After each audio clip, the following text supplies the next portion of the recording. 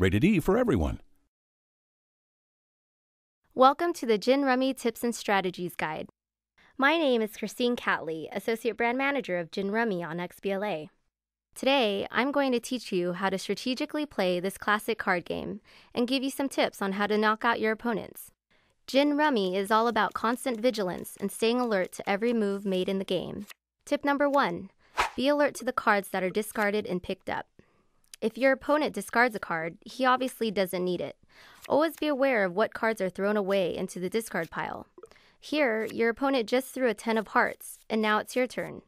Based on the cards that you have in your deadwood, you should discard the 10 of spades, since you know that your opponent will most likely not pick it up.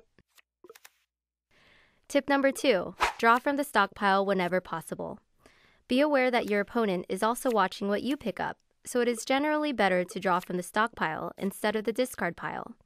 Doing this makes it more difficult for your opponent to figure out what cards you have in your hand and what cards you need.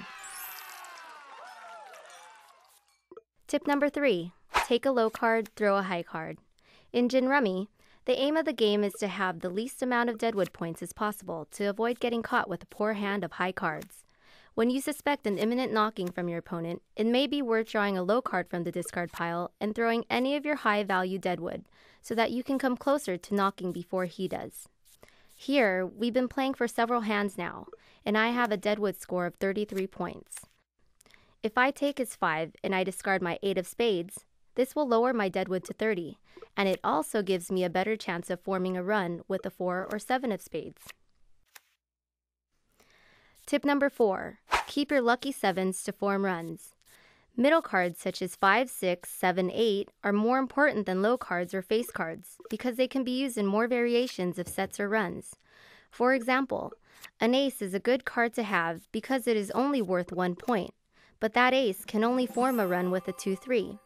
The 7, on the other hand, can be used in the most combinations as compared to any other card in the deck.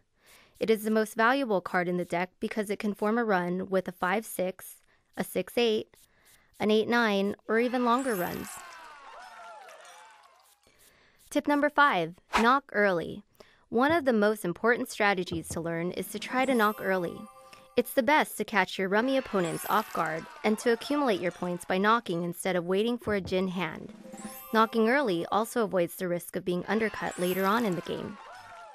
So now that you've learned a few helpful tips on how to play the game, you should have no problem becoming a Rummy Master on Xbox Live Arcade. Download the game today for a knockout time.